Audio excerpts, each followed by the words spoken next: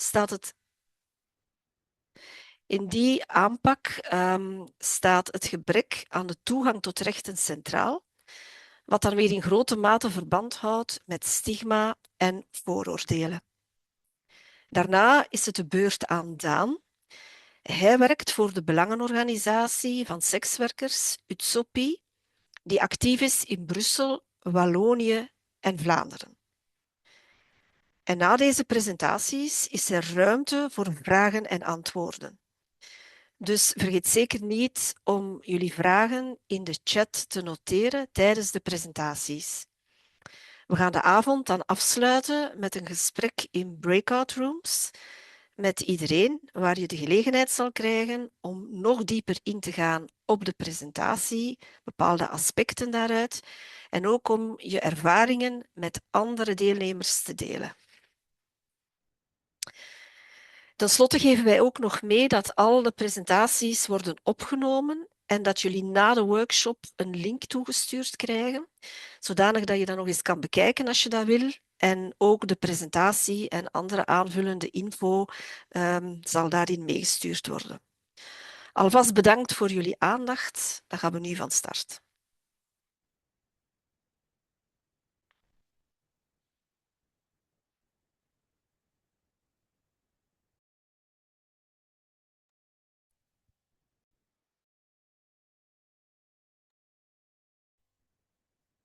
Bonsoir à toutes et à tous. Est-ce que tout le monde voit le partage d'écran? Est-ce que c'est OK pour tout le monde? OK. Donc, je vais présenter les éléments qui sont communs entre nos deux organisations, UTSOPI et Espace P, et d'autres organisations aussi avec lesquelles nous travaillons de façon régulière et optimale sur différents projets. Et ensuite, Dan va présenter la partie pour Utsopi. Et ensuite, je prendrai la parole pour Espace P. Alors, il y a des objectifs communs qui sont inhérents et qui sont transversaux à différentes organisations avec lesquelles on travaille, et principalement Espace P Utsopi. Différents éléments qui sont indispensables pour que l'on puisse travailler dans l'inclusion envers les TDS auprès des différentes organisations et institutions publiques pour lutter contre le non-recours aux droits et pour lutter contre l'exclusion de ces personnes. Tout d'abord, c'est le renfort de l'autonomie. Un de nos objectifs principaux est de permettre aux personnes que l'on accompagne de pouvoir retrouver ce que l'on appelle leur pouvoir d'agir, et donc au travers de ça, d'avoir une forme de meilleure connaissance de leurs droits afin de renforcer leur autonomie vis-à-vis des différents services, mais aussi vis-à-vis de la société de manière générale. Un autre objectif principal au sein de nos organisations et qui est, je dirais, vraiment le point phare de notre travail, c'est la lutte contre la stigmatisation. Vous allez voir au travers des différentes réalités qu'on va vous partager et de nos différents exposés que malheureusement, force est de constater que la stigmatisation est vraiment omniprésente dans notre société à l'égard des TDS, travailleuses du sexe, et que nous luttons contre justement toutes les formes de stigmatisation. Au travers aussi de cette lutte et de ces luttes, il y a aussi toute une approche de sensibilisation qui est liée à la déstigmatisation. On viendra de manière plus précise vous expliquer un peu les différentes formes de sensibilisation que nous menons, mais en tous les cas, c'est un élément indispensable dans notre approche, que ce soit au niveau individuel, collectif que communautaire. C'est toute l'approche de sensibilisation qui est indispensable afin de lutter contre les formes de stigmatisation et pour renforcer l'autonomie des personnes. Le développement du pouvoir d'agir sont liés évidemment et de manière très proche avec tous les mécanismes que l'on met en place pour renforcer l'autonomie des TDS, mais aussi pour lutter contre les phénomènes de stigmatisation.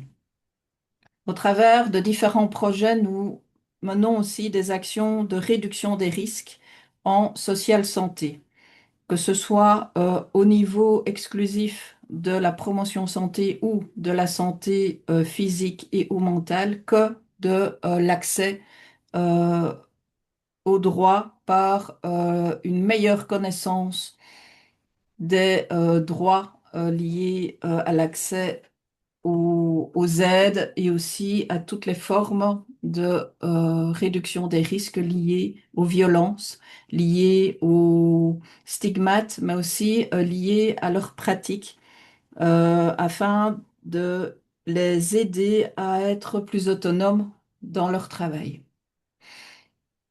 Un élément indispensable qui est aussi un fil conducteur très fort et un fil rouge au sein de toutes nos approches et des objectifs que l'on mène, c'est le lien de confiance. Le lien de confiance est quelque chose qui se tisse au fil des heures, au fil du temps, de la rencontre que l'on a avec les personnes qu'on accompagne et qui est un point central de nos actions, mais qui aussi peut être très fragile et fragilisé par parfois des réactions qui sont stigmatisantes à l'égard des TDS dans le chef de certaines institutions publiques ou des services d'aide. On viendra plus en détail par rapport à ces éléments-là. Et un des points phares aussi qui nous tient à cœur, c'est de bien dire que les TDS, le fait d'avoir plus de droits mène à avoir plus de choix. Je vais laisser la parole maintenant à Dan concernant Utsopi. Dankjewel, Isabel. Goedenavond iedereen.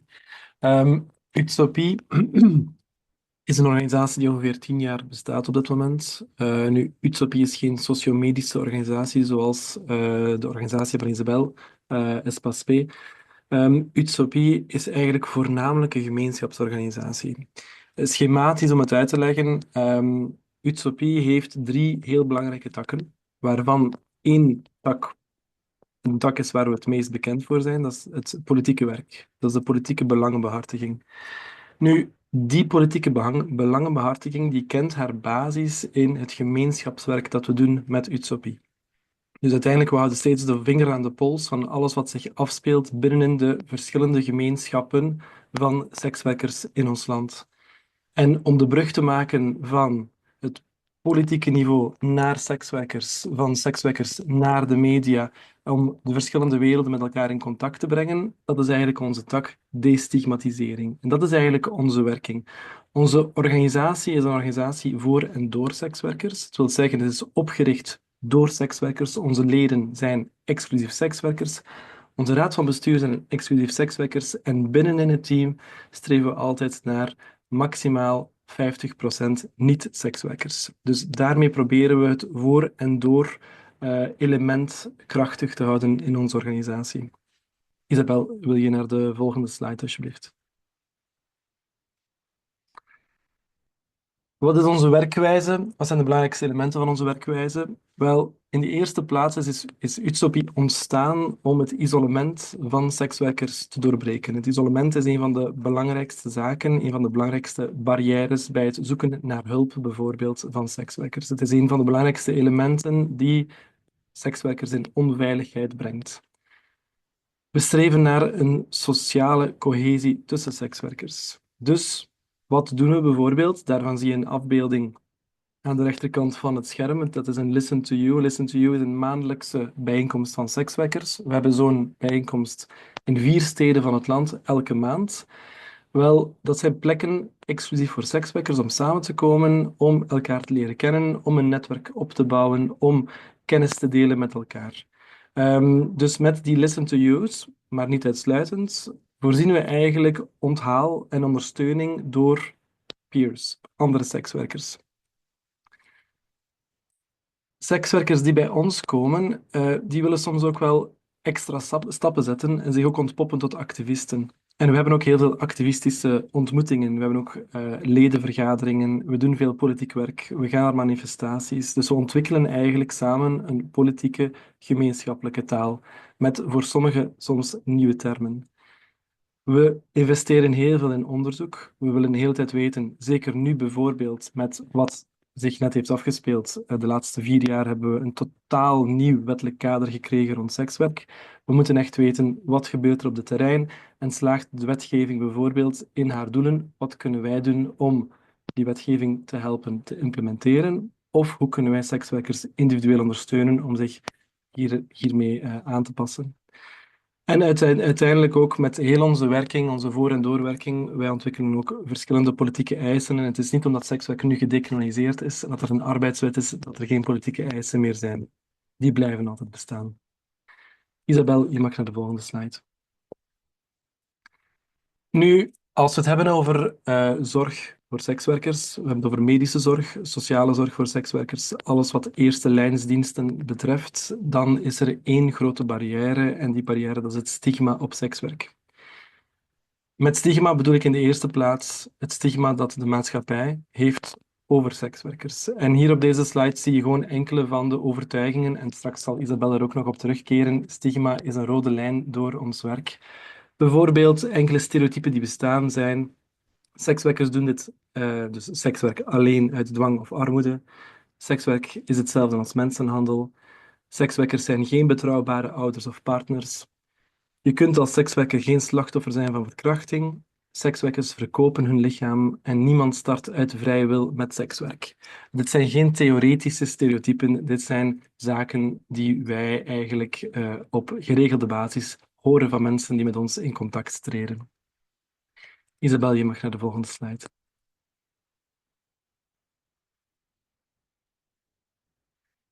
Dus die ideeën, die stereotypen van in de maatschappij, die clichés, die zorgen voor veel stigma. En de schaamte die dit stigma veroorzaakt, die zorgen ervoor dat sekswerkers vrezen voor negatieve reacties wanneer ze zouden aankloppen bij eerste lijnsdiensten. En dat kan bijdragen aan terughoudendheid om zorg te zoeken of om volledig open te zijn over bepaalde gezondheidsrisico's. Als arts kan het belangrijk zijn te weten dat een patiënt aan sekswerk doet, maar sommige sekswerkers houden het verborgen. Er is niet alleen stigma, dus het stigma van de maatschappij over sekswerkers, er is ook autostigma. Het soort van zelf beginnen geloven in de clichés die in de maatschappij worden verspreid over sekswerkers. En dat draagt ook bij tot extra schaamte om te gaan aankloppen bij eerste lijnsdiensten of om open te zijn over de activiteit. En het is niet enkel sekswerk dat gestigmatiseerd is. Binnen de groep van sekswerkers, en daar komen we op het einde van mijn presentatie op terug, zijn er ook veel andere discriminaties en veel andere stigma's. We vinden in de groep sekswerkers heel veel mensen terug met een niet-heteronormatieve genderidentiteit. Mensen met een andere seksuele oriëntatie, mensen met een andere culturele achtergrond, mensen met een migratieachtergrond. En dat zijn allemaal zaken die heel vaak terugkomen bij sekswerk. Dus het omgaan met sekswerkers houdt idealiter ook rekening met andere discriminaties. Isabel, mag je de volgende slide alsjeblieft? Wat is eigenlijk de belangrijkste reden of zorg bij sekswerkers? Dat is eigenlijk outing. En outing is het ongewenst openbaar maken of registreren van iemands activiteit als sekswerker. De zorg bestaat erin dat wanneer een sekswerker open is over diens activiteit, dat die informatie, dat die persoon aan sekswerk doet, dat die zal circuleren ergens waar de sekswerker zelf geen controle over heeft. En dat kan zorgen voor negatieve gevolgen. Bijvoorbeeld als familieleden het zouden ontdekken, als vrienden het zouden ontdekken, als, laten we nog zeggen, banken of verzekeringsmaatschappijen die informatie in handen zouden krijgen. Dat kan allemaal zorgen voor ofwel sociale uitsluiting of bijvoorbeeld de weigering om een verzekering te kunnen krijgen, de weigering om een bankrekening te kunnen krijgen. Zaken die wij ook allemaal meemaken. De volgende slide alsjeblieft, Isabel. Als we het hebben over outing, wat kan je doen als zorgverlener? Wel, deze zorgen over outing kun je proactief eerst bespreken en wacht hiervoor zeker ook de vragen van je patiënt niet af. Benadruk aan je patiënt dat je gebonden bent door het beroepsgeheim. Verduidelijk met wie je bepaalde informatie wel of niet mag delen. Wees transparant over wat je in het patiëntendossier noteert en wie toegang heeft tot die informatie. En ga ook zeker na of het noodzakelijk is om het in het patiëntendossier te vermelden wanneer iemand aan sekswerk doet. Het is niet altijd relevante of noodzakelijke informatie. Isabel, mag ik de volgende slide? Daarjuist had ik het al over de verschillende intersecties van sekswerk met bijvoorbeeld genderidentiteit, migratie, afkomst enzovoorts. Nu, samen met het team dat verantwoordelijk is voor het opzetten van de centra na seksueel geweld, de ZSG's, zorgcentra, hebben wij een sensibiliseringsmodule gemaakt voor medische professionals. Die komt binnen de eerstkomende 2 maanden, zal die verschijnen.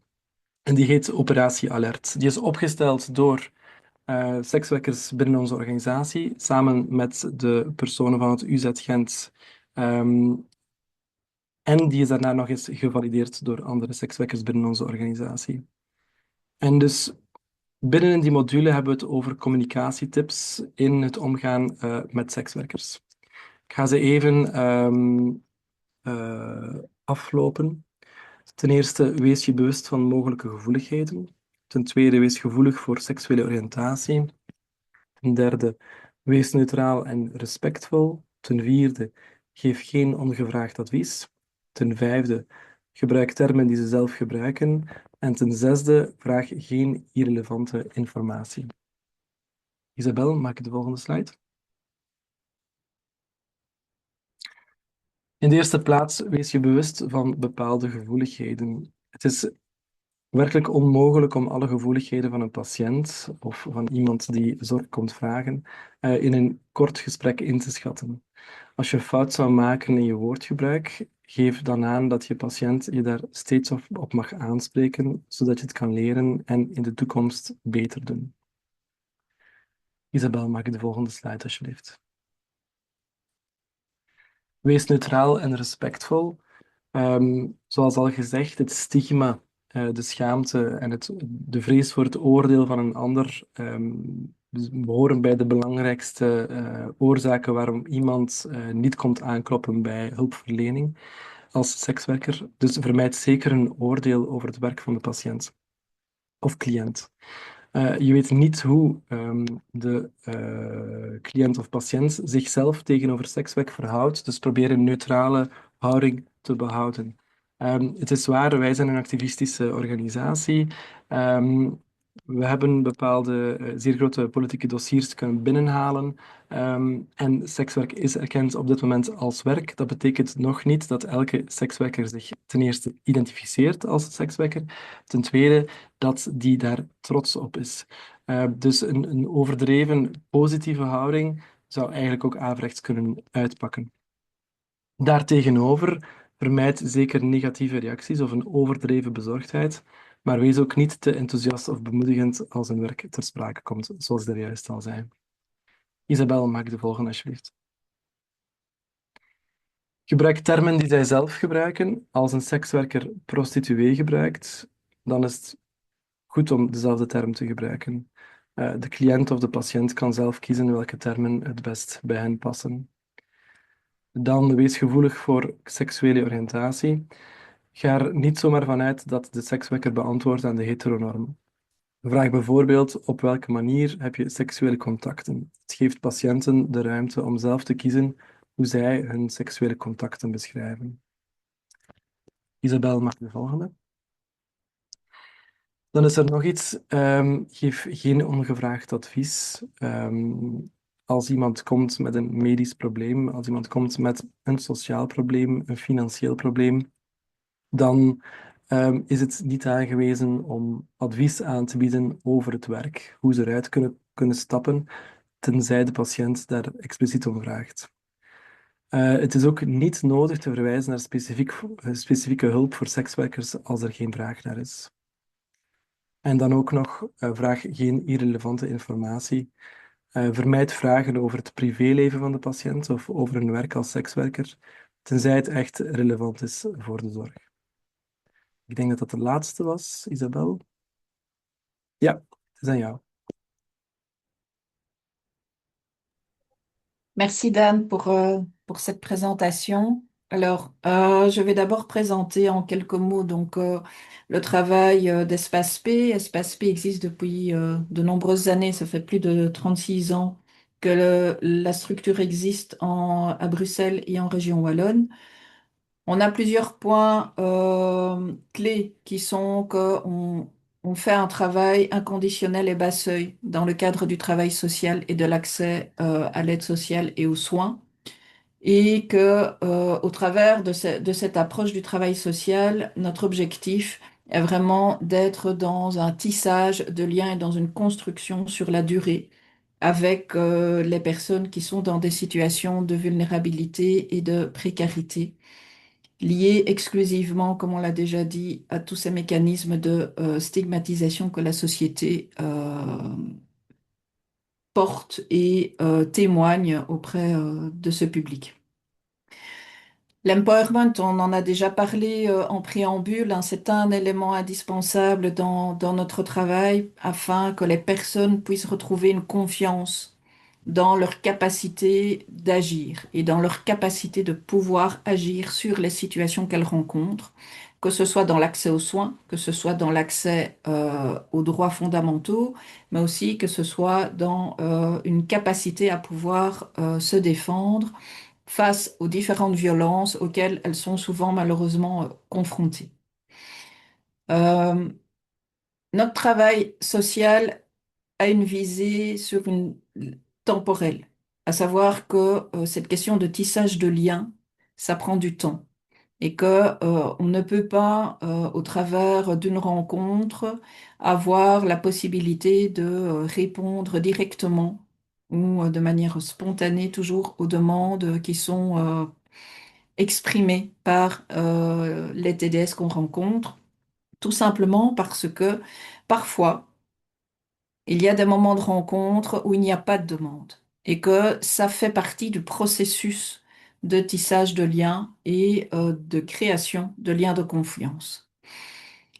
Notre organisation a aussi une visée pour lutter évidemment contre toutes les formes de stigmatisation et d'exclusion inhérentes à l'univers du travail du sexe et c'est au travers de projets collectifs, communautaires, de permanence sociale, de travail de rue régulier et hebdomadaire que l'on peut construire l'ensemble de ces luttes et de tendre vers une inclusion des personnes dans notre société. On a des permanences médicales au bureau et en rue. Donc on se déplace avec les médecins dans les lieux où le travail du sexe se fait afin d'aller à la rencontre de ces personnes. Parce que pour certaines et certains, se déplacer vers nos services est assez compliqué. Ce sont des personnes pour qui c'est assez difficile de faire confiance. Et cette question de tissage de liens passe aussi par l'étape où c'est nous qui allons vers les personnes et où on prend le temps. Donc, comme je disais, on travaille sur plusieurs axes, l'individuel, le collectif, le communautaire. On a aussi des permanences en ligne parce que de plus en plus, le travail du sexe se fait online. Et donc, on a dû adapter nos méthodes de travail et notre manière de travailler le social à distance, par écran, comme on se voit aujourd'hui. Mais c'est vrai que ça prend du temps et que on apprend aussi sur le tas. Il faut savoir que les travailleurs sociaux n'ont pas une formation spécifique de travail social online avec les TDS. Comme le disait Dan précédemment, les termes sont très importants quand on discute avec les TDS et en ligne, on s'est rendu compte que c'était encore plus important. Euh, la manière dont on s'exprime, la façon dont on communique, c'est un exercice assez difficile, mais qui nous permet à nous aussi de pouvoir toucher toute une partie du public qui n'est plus dans l'espace public et qui se retrouve en fait dans le monde virtuel, mais qui donnent des rendez-vous à leurs clients dans des espaces privés. Euh, alors, ce qui est important dans notre pratique à nous, c'est de tendre vers une approche interconnectée sur les trois niveaux d'intervention du social et du santé. C'est le micro, le méso et le macro, euh, qui sont des éléments qui pour nous sont indispensables afin de pouvoir travailler sur ces mécanismes d'inclusion des travailleurs et des travailleuses du sexe au sein de notre société et pour lutter contre le non-recours aux droits en social santé. Euh,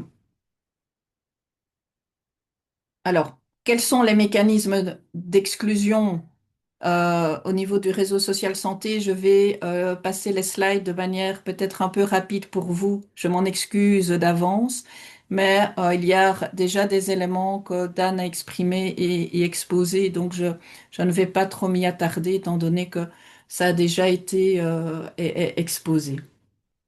Alors, les mécanismes de stigmatisation ont déjà été évoqués précédemment, mais je voulais aussi insister sur toute cette question de putophobie dans notre société, des discours invalidants de la parole des TDS, donc l'illégitimité qu'elles peuvent avoir dans leurs paroles, le fait de ne pas les entendre en tant que TDS est une difficulté vraiment importante qui fait partie du stigmate.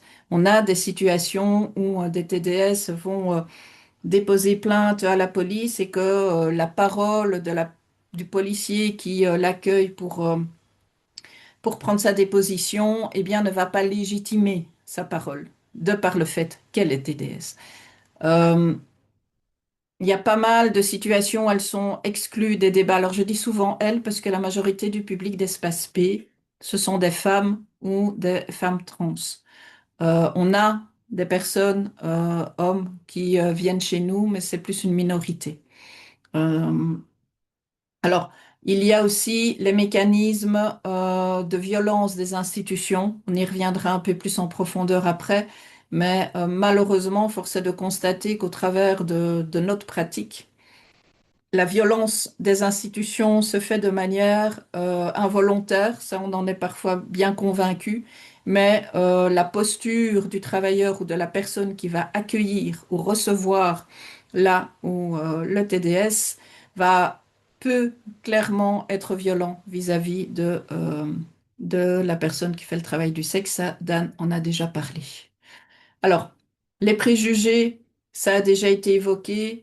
Euh, mais il y a quand même des éléments sur lesquels j'ai envie de revenir qui sont encore récents. C'est qu'on a une situation où une personne est allée euh, déposer plainte et au moment où elle est allée, eh bien, le policier n'a pas reconnu que c'était un viol tout simplement parce qu'il partait du principe que dans le travail du sexe, si la personne un rapport consenti, mais si le client ne paye pas, ce n'est pas identifié comme un viol. Or, il y a une jurisprudence en la matière qui acte en effet que ça fait partie euh, des mécanismes d'agression et de viol, c'est le fait d'avoir un rapport avec une TDS et de ne pas la payer. Alors, qu'est-ce que ça génère dans l'univers du TDS et auprès des personnes concernées? Eh bien, Dan en a déjà parlé, donc je ne vais pas trop revenir dessus sur la question d'autostigmatisation. Il en a parlé.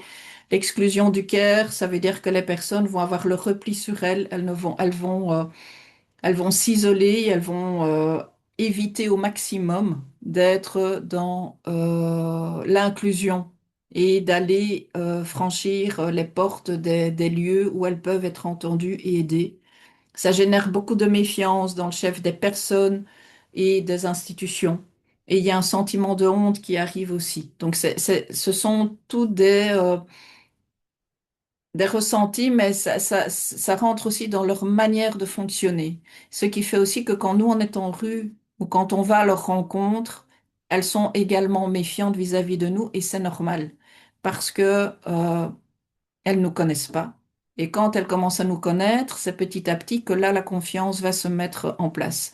Et c'est comme ça aussi que Espace P à Bruxelles On a des travailleurs qui travaillent par quartier et qui régulièrement sont toujours les mêmes personnes qui vont dans le même quartier afin d'être en contact et d'être identifiés physiquement par les personnes. Ce qui aussi a complexifié notre travail quand on travaille en ligne. C'est que c'est pas toujours évident puisqu'on n'a pas toujours une caméra et que quand on chatte, par exemple, sur une des plateformes qui est Quartier Rouge et qu'on chatte avec les TDS, eh bien, on a développé un système de rapportage entre les travailleurs qui sont en ligne pour pouvoir suivre les situations. Quand il y a des échanges qui se font d'un travailleur social avec une TDS en ligne, eh bien, la semaine suivante, c'est le collègue ou la collègue qui est en permanence online. Eh bien, il a une trace de ce qu'il y a eu comme échange la semaine précédente et donc il peut rebondir sur la situation de la personne.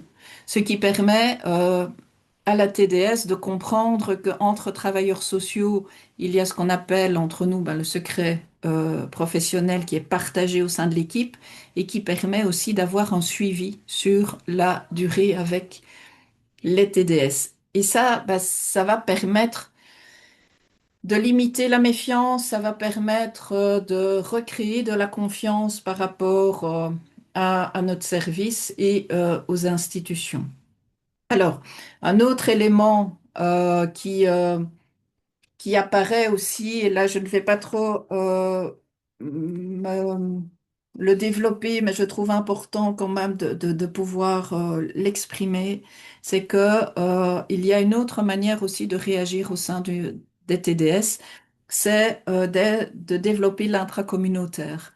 Et donc c'est un repli sur soi, mais pas tout seul avec d'autres personnes TDS qui ont subi ou qui vivent ces mécanismes de rejet et qui vont rester entre elles, mais tellement entre elles que cette posture va aussi parfois renforcer le clivage qui existe entre les TDS et la société civile ou les services d'aide ou les institutions. Euh, Après, ce sont des stratégies aussi pour elles de pouvoir retrouver confiance. Donc, ce n'est pas que négatif, hein, mais on s'est rendu compte que parfois, rester trop dans l'entre-soi n'est pas toujours suffisamment positif dans cette notion de développement du pouvoir d'agir pour les TDS. Alors, dans votre pratique, qu'est-ce que vous pouvez faire? Ce à quoi vous pouvez être attentif, c'est de faire abstraction des idées reçues. Faire abstraction des idées reçues, ça paraît très banal comme, comme phrase, et pourtant, on ne se rend pas compte que dans notre langage courant, on utilise des termes qui sont déjà stigmatisants par rapport au travail du sexe. Euh, de travailler en réseau, le fait de ne pas être tout seul ni dans l'entre-soi en tant que professionnel de santé ou tant que professionnel du social va permettre aussi de co-construire avec les autres services.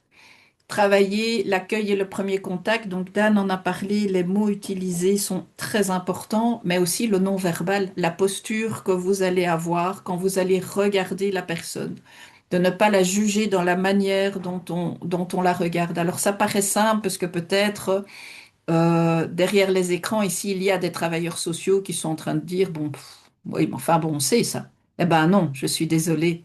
Malheureusement, dans notre pratique, ce qu'on se rend compte, c'est que la notion de travail du sexe touche quand même, malheureusement encore beaucoup, dans nos propres représentations à nous, et qu'on ne demande pas à se mettre à la place de la personne. Il ne faut pas se mettre à la place de la personne pour pouvoir l'accompagner, l'écouter ou l'aider. Hein. On s'est rendu compte que le fait d'être dans un univers où le sexe est tarifié, ça touche aussi à nos propres valeurs et nos propres représentations par rapport à l'univers de la sexualité et de la sexualité tarifiée.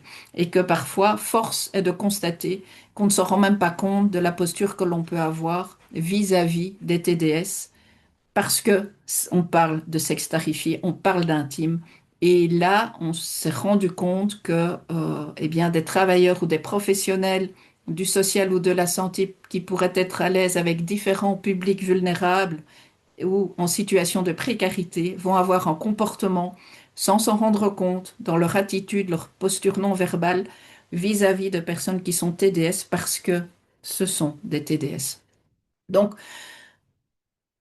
on aime insister sur cet aspect-là des choses tout simplement pour que l'on en prenne conscience. Ce n'est pas un jugement que je transmets ici, c'est juste d'y être attentif et tout du moins de pouvoir à un moment donné se poser la question de se dire, tiens, est-ce qu'en effet ma posture par rapport à une femme trans, TDS, victime d'une agression sexuelle qui arrive dans un service de soins, est-ce que je vais avoir la bonne posture et le non-verbal adéquat vis-à-vis de cette personne? Euh, L'anonymat et la discrétion sont des éléments indispensables dans l'accompagnement pour la création du lien et pour lutter contre les freins que les TDS pourraient avoir envers les services d'aide. L'empathie et le respect, ça vous semble peut-être aussi anodin et tellement évident. Mais si on le met, c'est parce que ça ne l'est pas dans le monde du TDS et parce que ce sont des personnes TDS. Euh, alors, chacun a ses valeurs par rapport au travail du sexe. Ça, c'est un fait certain. Tout le monde peut avoir un positionnement idéologique, philosophique. On ne demande pas aux gens d'être en accord avec l'activité que font les personnes. On demande tout simplement de porter aussi un décalage par rapport à l'activité et que avant l'activité, ce sont des individus à part entière avec leur chemin de vie, leur histoire et leur manière de vivre leur activité. Et donc, c'est, c'est important aussi d'être attentif au fait qu'on n'a pas besoin d'être d'accord avec l'activité que fait la personne, mais de pouvoir porter aussi un décalage par rapport à cette activité en prenant la personne dans son entièreté. Euh, alors, réparation par le tissage de liens, ça a déjà été dit et je pense que c'est important aussi dans votre pratique de pouvoir vous dire que ce à quoi vous devriez être attentif, c'est au regard, à sa capacité à pouvoir se remettre en question par rapport à notre posture, notre non-verbal, ne pas être dans le jugement par rapport au TDS, mais aussi comprendre que les personnes que vous allez voir en permanence, qui vont venir pour une question de santé ou qui vont venir pour une demande d'aide sociale ou d'accompagnement ou autre, le TDS n'est pas souvent le problème. Le travail du sexe en lui-même n'est pas souvent le problème dans les problématiques que nous on rencontre à Espace P, par exemple. Je ne dis pas que ça n'existe pas, mais ce n'est pas la majorité des difficultés que rencontrent les personnes. Certes, c'est un métier qui n'est pas évident, qui est complexe, qui est difficile, mais en même temps, ce qu'on constate, c'est que la majorité des problématiques, c'est le non-accès aux soins, c'est le non-accès aux droits fondamentaux, c'est le non-accès à un logement, c'est le non-accès à pouvoir se défendre et avoir un avocat, avoir un comptable, avoir accès à un compte en banque. Mais le travail du sexe en lui-même n'est pas toujours la problématique principale ou la difficulté principale euh, que les personnes vont venir nous relayer. Alors, le respect du rythme, c'est un élément indispensable dans le processus d'accompagnement pour les TDS, tout simplement parce que on va faire énormément d'allers-retours. Dans cette notion de tissage de lien, il ne faut pas oublier que toute cette question de l'ordre de la confiance, donc accompagner la personne, on y va du début jusqu'à la fin. Donc, on fait les démarches en rue parfois, au bureau, on va avec la personne, on l'aide à s'orienter dans la ville. À Espace P, on a quand même 80-90% de notre public qui est un public migrant pour Bruxelles et donc qui a difficile à lire le français ou le néerlandais ou qui ne le lit pas. Donc, ce sont des freins qui sont quand même énormes et qui sont très lents à franchir. Euh, Chaque travailleur social, chaque professionnel, et à tous les niveaux, que ce soit au niveau individuel, que ce soit au niveau collectif, communautaire, que ce soit dans l'approche micro, méso ou macro. Euh, on est chacun un artisan du lien pour accompagner les personnes dans un processus d'inclusion. Euh, je vais mettre une petite punchline ici, mais on a mis en place un projet il y a quelques années en collaboration avec Utsopi et Alias autour justement de ce tissage de liens afin que les personnes puissent avoir accès à des droits fondamentaux de base. Euh, on avait fait des constats sur le terrain que les TDS avaient vraiment du mal à pouvoir avoir accès aux aides des CPS, l'aide médicale urgente, euh, le fait de pouvoir demander une aide au niveau des CPS était un processus très compliqué pour la majorité du public euh, que l'on rencontre en rue, par exemple à Mille-Bruxelles. Et en collaboration avec nos partenaires, on a fait un travail de sensibilisation auprès du CPS de Mille-Bruxelles. Et on a eu des interlocuteurs qui étaient ouverts d'esprit, qui avaient envie d'être dans un processus de changement et d'évolution et d'inclusion d'un public marginalisé et à la marge, alors que ces personnes pouvaient bénéficier de certaines aides et prétendre à certaines aides. Mais le fait qu'elles ne franchissent pas la porte, c'est dû à toutes les slides qu'on vient de vous expliquer. Mais par contre, une chance qu'on a eue, c'est qu'on a eu des interlocuteurs qui étaient tout à fait ouverts et prêts à faire bouger les lignes au sein de leur institution. Parce que ce n'est pas le tout d'avoir des organisations comme Utsopi, comme Espace P, comme Alias ou comme Violette. Il faut aussi que les institutions soient ouvertes au changement. Et donc, là, on a eu cette chance-là. Un projet est né et je pense qu'il y a une des personnes d'ailleurs qui connaît bien ce projet qui est ici. Euh, Ce projet a été d'ouvrir euh, l'opportunité à ce que Mille-Bruxelles, donc le CPS de Mille-Bruxelles, permette en fait à une travailleuse sociale de leur service de pouvoir s'occuper exclusivement des dossiers de demande des travailleurs et travailleuses du sexe de Mille-Bruxelles. C'est un projet qui a pris du temps en termes de construction parce que d'abord il a démarré comme projet pilote. Ensuite, il faut savoir que la travailleuse sociale a fait du travail de terrain avec nos organisations pour rencontrer le public, pour expliquer les avantages euh, et tous les services que offre un CPS. Donc, ça permet aussi de créer le lien, de créer des ponts, d'identifier la personne, de voir que oui, c'est pas une institution à qui on s'adresse, c'est une personne qui est travailleuse sociale qui va en rue, accompagner des autres organisations, mais qui va à la rencontre du public.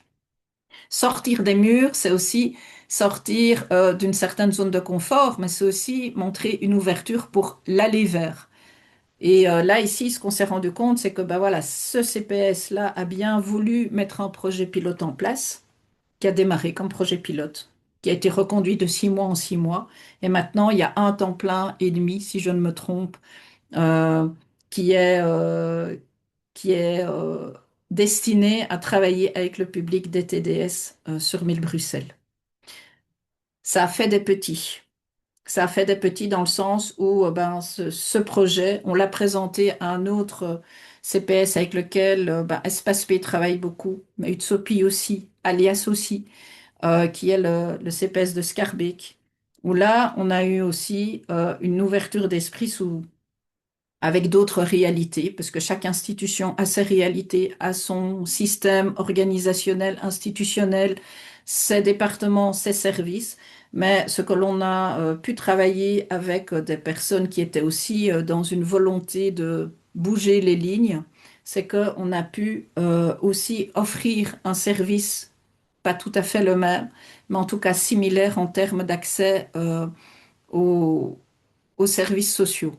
Et donc, il y a aussi des possibilités pour nos organisations et les TDS d'avoir un contact direct avec 3 personnes qui permettent de faciliter, en tout cas, les premiers rendez-vous, de permettre aussi de pouvoir avoir accès à des personnes qui ont aussi fait du travail de rue pour comprendre les réalités des TDS. Quand on parle des mots, c'est pas anodin. Quand on parle de la posture qu'on doit avoir, auquel on doit être attentif, ce n'est pas anodin.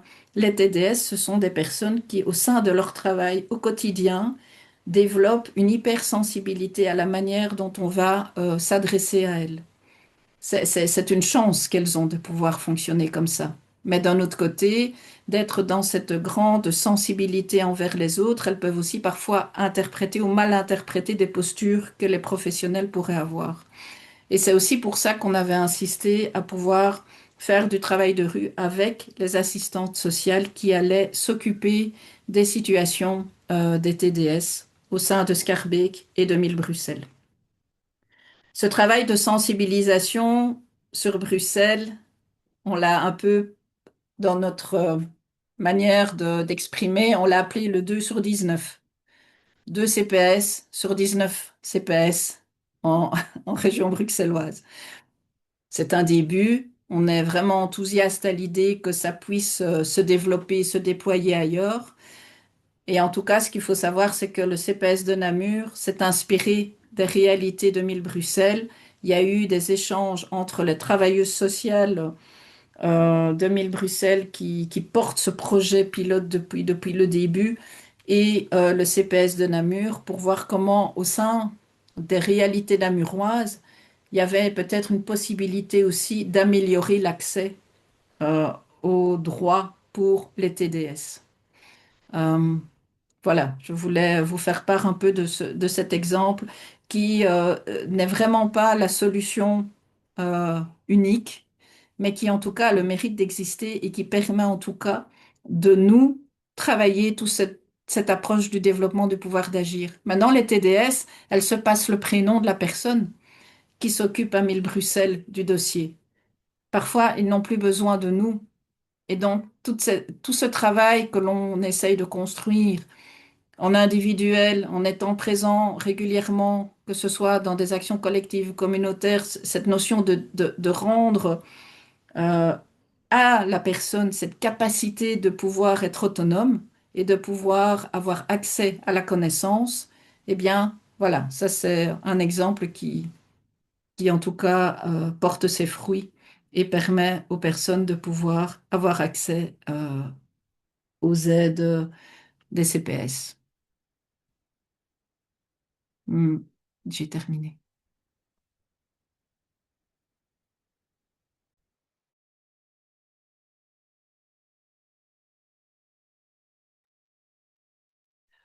Merci beaucoup, Isabelle. Est-ce qu'il y a des questions?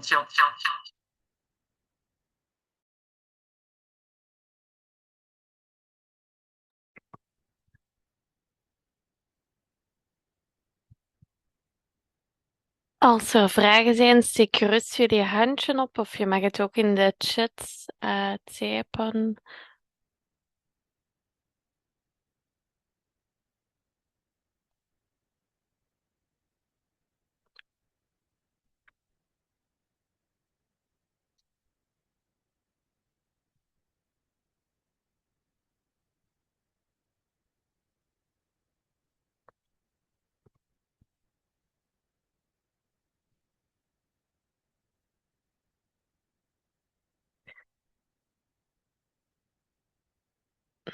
Moesten er geen vragen zijn, dan kunnen we eventueel al overgaan naar de breakout rooms.